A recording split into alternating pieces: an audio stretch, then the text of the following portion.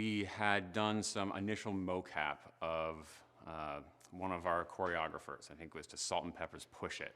And, she was an awesome dancer and did this, somewhat feminine take on Salt and Pepper's Push It. And we had our male avatar, I think the first one that we built, our male character thing, sorry, the first one we built, and he was gonna dance Push It. And, a bunch of people walked in and saw this happening, they were like, that doesn't look like Mo dancing that thing.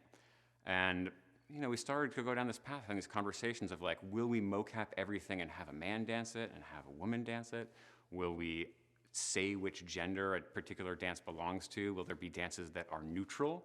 And to me, this is just like a horrible path to go down. What I want to do is let the player decide what's valid in their context. And so we made a lot of really careful decisions to make that possible. There is a slight understanding of which dances are owned by which characters. They're sort of choreographed by those characters. And so if you understand what that character is like, you can read in elements of that performativity.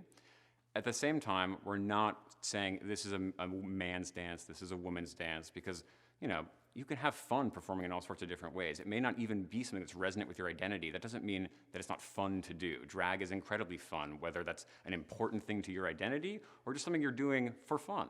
And I think as we went down those paths, it was just a lot of open, honest conversations about what kind of future we were kind of building if we said, no, this is a man's dance and this is a woman's dance, or what kind of future we're building if we have to re-mocap the same thing.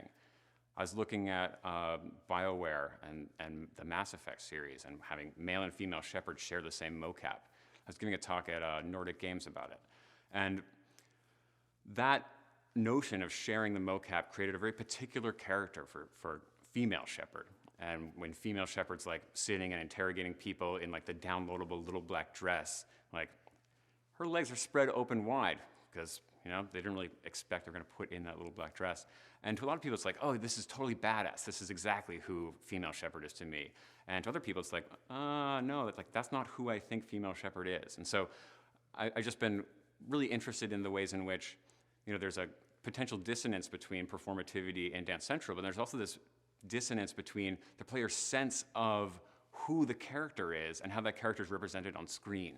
And the fact that the player can contain both of those realities, like the thing that is the definitive product, right? The thing that shows Shepard in all the ways that they've ever known Shepard, and say, no, now it's crossed a line. I found a really great moment in, I think, the beginning of Mass Effect 2, where Shepard's talking to one of the admirals or something, and the admiral makes some comment about like Shepard having put on some weight or something, and like taps Shepard on the stomach. And I found a video of male and female Shepard overlaid on top of one another, and they're doing exactly the same mocap up until the reaction to that one pat on the stomach. And male Shepard's mocap just has one hand go up and sort of touches his stomach and doesn't actually look down. And female Shepard uses both of her hands, and she looks down and then keeps walking. And in my head, I'm just fascinated by this moment. I'm wondering, is Shepard pregnant? Is Shepard feeling like she's being sexually harassed? Like, what was the difference between when the animator was making the decision to go in and tweak this mocap for female Shepard, what was their perspective? What were they thinking made this moment something they had to differentiate?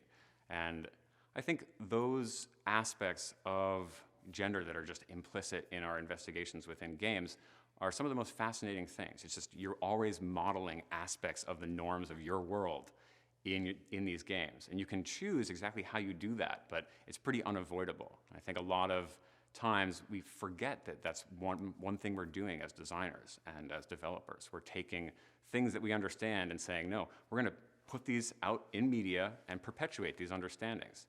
And when we're trying to create new and exciting and imaginative spaces, it's curious to me that we can imagine like elves and orcs and whatever else, but like men and women behave in a very particular way still. Like Skyrim has like all sorts of crazy races we never even heard of or thought of, and two genders. And there's little bits of exploration into like non-binary gender notions, spread across games. But I think it's a like rich source of potential new gameplay and new types of imaginary spaces you can create.